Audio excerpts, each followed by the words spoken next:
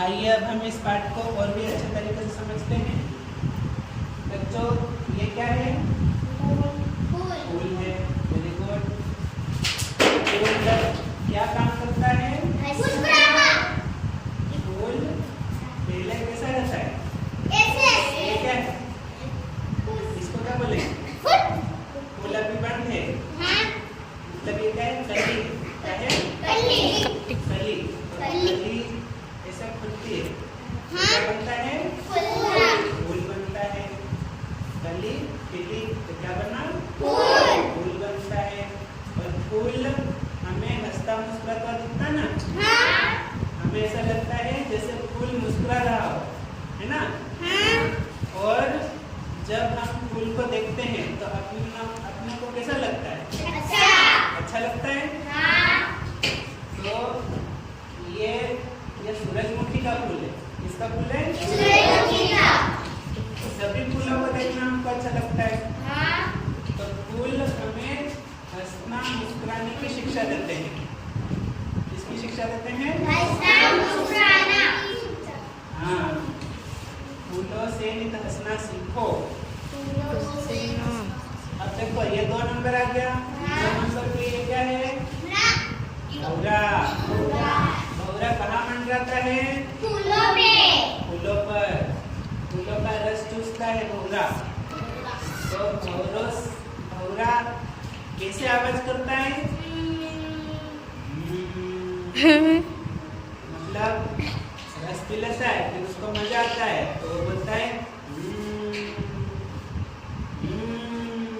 ऐसे वो गाते गाते आता है। तो भौरों से हमको क्या सीखना है? गाना। भौरों से नित गाना। फूलों से नित हंसना सीखो, भौरों से नित गाना। अब ये क्या है? पेड़। पेड़ को हमने अभी जो पाठ पढ़ा उसमें पेड़ का एक और नाम कहा था। हमने क्या कहा था? क्या कहा था पेड़ को? ना। किसकी डालियाँ? क्या लिखा था कविता में? देखो तीसरी पंक्ति में देखो,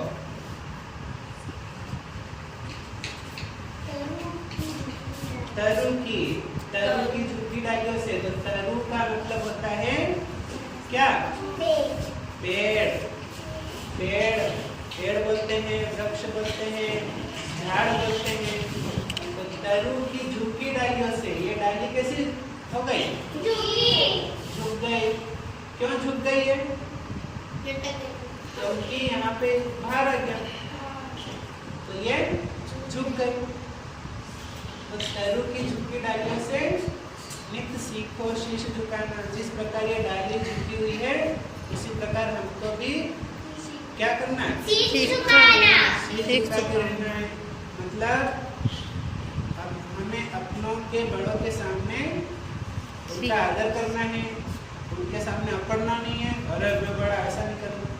मतलब हमें शीश झुकाना, उनके सामने सबका आदर करना। तरु की झुकी डालियों से नित सीखो शीश झुकाना। इतना आया समझ में? फिर अगली पंक्ति में देखो क्या लिखा है? तरु की झुकी डालियों से नित सीखो शीश झुकाना। अब ये हवा चलती है ना?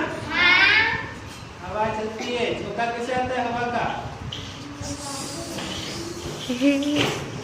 कभी हवा इधर से चलती, कभी इधर से चलती। तो पेड़ों के पत्तों को हिलते हुए देखा है ना? और कभी जोर से झोंका आता है तो क्या होता है? जोर से हवा चलती है तो पेड़, इधर से हवा आई होगी तो पेड़ पूरा इधर झुक जाता है, और इधर से हवा आती तो पूरा पेड़ इधर की तरफ झुक जाता है। तो अगली पंक्ति में हमको कविता में बताया है, सीख हवा के झोंकों से लो कोमल भाव बहाना। सीख हवा के झोंकों से लो कोमल भाव बहाना। मतलब जिस प्रकार हवा के झोंके हमको अच्छे लगते हैं, हवा सबको लेना अच्छा लगता है ना? इसी प्रकार हमारे विचार भी, हमारे भाव भी कैसा होना चाहिए? अच्छे होना चाहिए। अगर हम अच्छे विचार प्रस्तुत करेंगे दूसरे के सामने, अच्छा बोलेंगे तो दूसरे के सामने दूसरों के बारे में हम अच्छा सोचेंगे, मतलब हमारे भाव कैसे हैं? अच्छे हैं। तो सामने वाले को भी कैसा लगेगा? अच्छा लगेगा।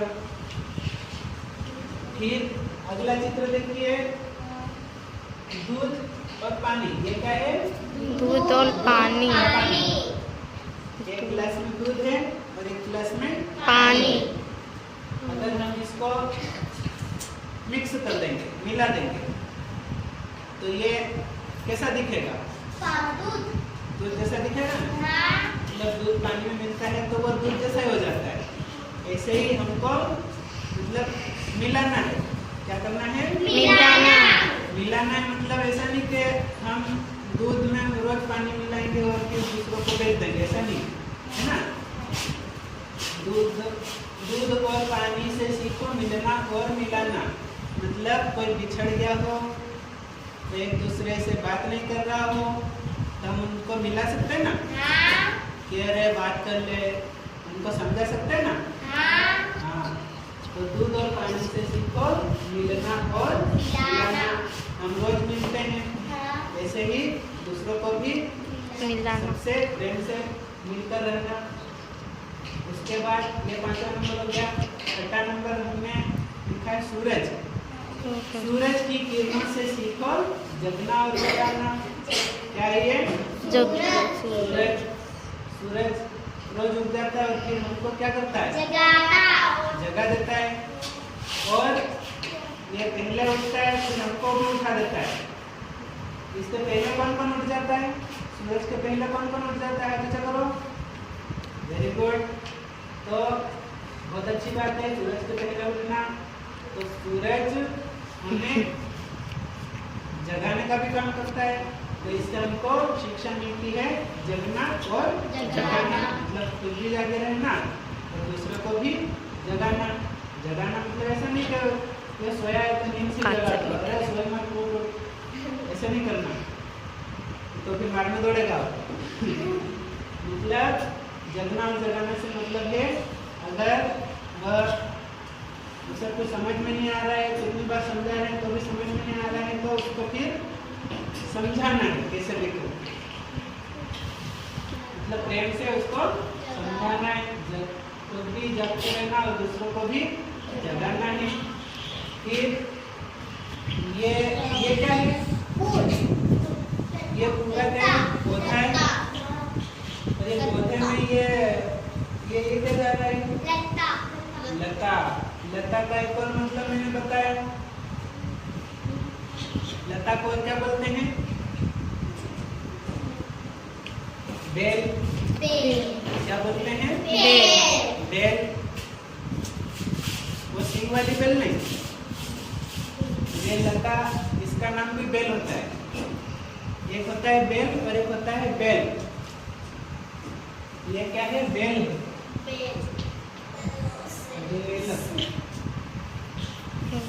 एक मात्रा है ना बेल। लता, ये लता है और ये पेड़ है। लता और पेड़ों से मिलो, लता और पेड़ों से सीखो सबको गले लगाना। जिस प्रकार ये लता इस पेड़ से लिपटी हुई है, मतलब ये इसको गले लगा रही है ना। और ये पेड़ भी क्या कर रहा है? पेड़ भी हम सबके लिए ऑक्सीजन ले रहा है ना, अच्छी हवा दे रहा है और खुद गंदी हवा ले रहा है। मतलब ये सभी के लिए क्या कर रहा है? सेवा कर रहा है ना। ऐसे ही हमको सबके लिए क्या करना है? अच्छा सोचना है, अच्छी सेवा करना है। लता और पेड़ों से सीखो सबको गले लगाना, मतलब सबको अपना समझना। ये पेड़ ऐसा सोचता कि नहीं मैं तो इसको हवा नहीं दो, ये गंदी छोरी, मैं तो इसको हवा नहीं दो, ये गंदा लड़का है ना। इसके लिए सब कैसे हैं? एक जैसे हैं, है ना। इसको ये एक जैसा समझता है कि नहीं, सब मेरे लिए है, मैं सबकी सुरक्षा करूंगा। अब यहाँ पर आते हैं 8 नंबर। ये क्या है? मछली। मछली इधर दिख रहा है? ये क्या है? मछली। अब मछली वाला देखो, मछली से सीखो स्वदेश के लिए तड़प कर मरना। मछली की कविता किस किस को याद है? बोलो बोलो जोर से। मछली जल की रानी है, जीवन उसका पानी है, हाथ लगाओ डर जाएगी, बाहर निकालो मर जाएगी। Very good. अब ये मछली है, तो मछली के लिए मछली कहाँ रहती है? पानी में। पानी में रहती है। हाँ। मछली जल की रानी है ना? हाँ। मछली कहाँ रहती है? पानी में। पानी में रहती है। तो पानी उसके लिए क्या है? उसका देश है ना? हाँ। मछली के लिए पानी क्या है? उसका देश है। ऐसे हमारे देश का नाम क्या है? हम कौन से देश में रहते हैं? कनकुई। भारत। हम भारत देश में रहते हैं। तो जैसे मछली का पूरा स्वदेश उसका पानी है, तो जैसे हम इसको पानी में से निकाल देते हैं तो क्या होती है? मर जाती है। ऐसे ही हमें अपने देश के लिए बलिदान की भावना रखना चाहिए। हम अपने देश के लिए करते हैं ना? हाँ। कौन कौन करता है अपने देश की रक्षा? तो नहीं करे। हाँ, अब हम सब मिलकर देश की रक्षा कर रहे हैं। ऐसा नहीं कि पुलिस वाले कर रहे हैं, डॉक्टर कर रहे हैं, ऐसा नहीं है। हम भी रक्षा कर रहे हैं। कैसे कर रहे हैं हम रक्षा? पढ़ लिख के। हम भी पढ़ लिख के क्या बनेंगे? हाँ, कुछ भी बन सकता है अभी। तो मछली से सीखो स्वदेश के लिए तड़प कर मरना।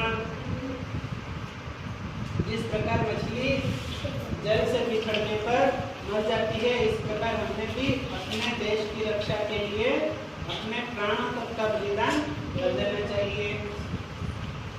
उसके बाद ये क्या है? कौन सा पेड़ है ये? इसमें पत्ती दिख रही क्या? नहीं। हाँ, पतझड़ का पेड़ है। मतलब इसका नाम पतझड़ नहीं है, पतझड़ मौसम का नाम है। पतझड़ एक मौसम का नाम है। ऐसा मौसम जिसमें पेड़ों की पत्तियां क्या होती है? झड़ जाती। और किस पेड़ कैसा दिखता है फिर? गंजे, बिना पत्ती का। तो ये पेड़ अच्छा नहीं दिख रहा, इसकी पत्तियां सब झड़ गई। मतलब पतझड़ के मौसम में अभी दुखी है क्या? हाँ। दुखी है, लेकिन इसके मन में क्या है? शांति है। अभी भी खड़ा है ना ये? मत करो। शांति है ना? तो पतझड़ के वो पेड़ धरोटे। से सीखो दुख में धीरज धरना। पतझड़ के पेड़ों से सीखो दुख में धीरज। जो सर दबा में जो मैं ये 90 तक आ गया। ये क्या है? दीपक। दीपक क्या करता है? कब जलाते हैं दीपक को? अंधेरे में जलाते क्यों? उजाले में? दिन में नहीं जलाते। दिन में क्यों जलाते? पूजा करने के लिए। और रात में भी जलाते हैं ना? तभी लाइट जल जाती है। जहाँ पर लाइट नहीं होती है वहाँ पर कहीं कहीं पर दीपक भी जलाते हैं। हम दीपक कौन से त्योहार में जलाते हैं? दिवाली के दिन। हम दिवाली के दिन पटाखे फोड़ते हैं ना? कौन फोड़ता है पटाखे? सब में भी। Very good. तो दीपक से सीखो जितना हो सके अंधेरा हरना। दीपक क्या करता है? अंधेरे को दूर कर देता है ना? इसी प्रकार हमको भी अंधेरे को दूर करना है। અહીંયા कौन सा अंधेरा दूर करना है? ઓકે તું કહેતે मतलब कहीं कहीं पर पूरे देश में जो भी अज्ञानता है, लोग सर अज्ञानता दबाएंगे। का अंधकार है, સર ઇન ધ या जो भी બજેટ अच्छा काम हम करना चाहते हैं वो हम करते हैं। मतलब हम अपने अच्छे काम से दीपक की तरह उजाला कर रहे हैं। चलो अब ये क्या है? हाँ, पृथ्वी से सीखो। क्या सीखो? पृथ्वी से सीखो प्राणी की सच्ची सेवा करना। ये धरती माता या पृथ्वी क्या करती है? सबकी सेवा कर रही है ना? सबकी सच्ची सेवा कर रही है। कैसे? इस पे हम क्या उगाते हैं? પેડ हाँ, इस पे हम खेती करते हैं ना। और हम रहते भी इस पे ही हैं, धरती पे। जो भी काम हम करते हैं धरती पे करते हैं। चलते हैं तो धरती पे, सभी काम हम धरती पर कर रहे हैं। तो पृथ्वी हमारी क्या कर रही है? सेवा कर रही है। और ये सेवा कैसी है? सच्ची सेवा है। सच्ची सेवा क्यों है? क्योंकि वो सबके लिए सेवा कर रही है, सबको अपना मान रही है ना? सभी की सेवा कर रही है ना धरती? कि केवल अकेले की कर रही है? ऐसा कहीं नहीं कि चलो इसकी सेवा नहीं करो, ये तो गंदा है ना, ये गंदे काम करता है, इसकी सेवा नहीं करो, ऐसा सोचती क्या पृथ्वी? नहीं, उसके लिए सभी एक समान है। ये 11वां होगा, पृथ्वी से सीखो प्राणी की सच्ची सेवा करना। ये क्या है? जलधारा से सीखो आगे जीवन पथ में बढ़ना। जलधारा से सीखो आगे जीवन पथ में बढ़ना। जिस प्रकार जल की धारा आगे बढ़ती जा रही है, इसी प्रकार हमको भी आगे बढ़ते जाना है ना? आगे बढ़ोगे ना? तो पीछे हटोगे कभी नहीं, आगे बढ़ते ही जाना है। अब ये धुआं ये आगे बढ़ने की शिक्षा देती है जलधारा, और ये ऊपर उठने की, ये जलधारा आगे बढ़ने की शिक्षा देती है। तो आगे बढ़ो, पीछे मत हटो, करते रहो काम, है ना? जो भी काम हाथ में लिया उसको पूरा करते जाओ, आगे बढ़ते जाओ।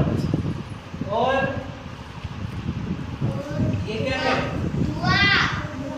क्या बोलते हैं इसको? धुआं कैसे निकलता है? धुआं कब निकलता है? हाँ, जब हम कोई चीज जलाते हैं, जैसे हम अगरबत्ती जलाते हैं तो धुआं निकलता है।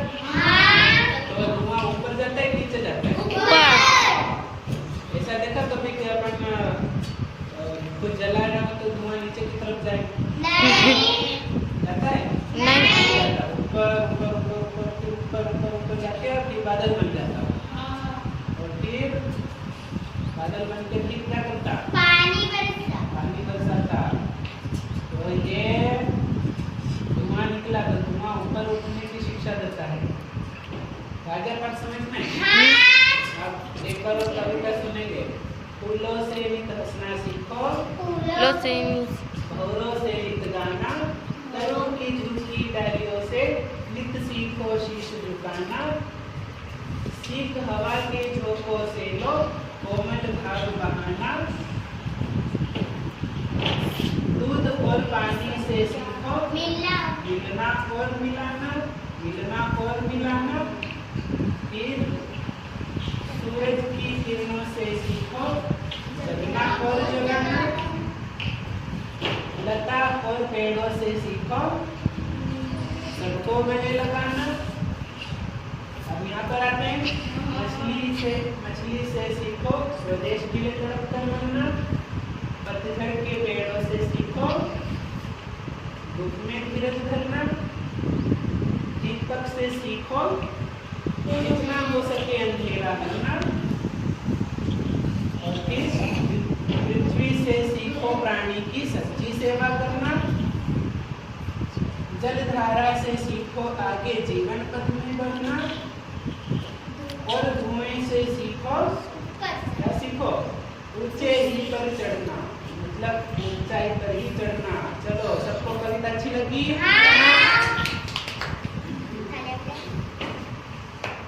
आइए विद्यार्थियों, अब हम इस पाठ में या कविता में जो भी बोध प्रश्न है और भाषा अध्ययन है उसका हम विस्तार से अध्ययन करते हैं और इसे और अच्छे से समझते हैं। सबसे पहला प्रश्न है बोध प्रश्न में, निम्नलिखित प्रश्नों के उत्तर लिखिए। इसका पहला प्रश्न है, लता और पेड़ों से क्या सीख मिलती है? लता और पेड़ों से क्या सीख मिलती है? इसका उत्तर हम लिखेंगे। देखिए, इस कविता में इस पंक्ति में जो एक पंक्ति आई थी, लता और पेड़ों से सीखो सबको गले लगाना। तो हम सबसे पहले प्रश्न 1 का उत्तर हम इस प्रकार लिखेंगे, लता और पेड़ों से हमें सबको गले लगाने की सीख, या लता और पेड़ों से हमें सबको अपना मानने की सीख मिलती है। लता और पेड़ों से हमें क्या सीख मिलती है? लता और पेड़ों से हमें सबको गले लगाने की सीख मिलती है। अथवा हम इस प्रकार उत्तर लिख सकते हैं, लता और पेड़ों से हमें सबको अपना मानने की सीख मिलती है।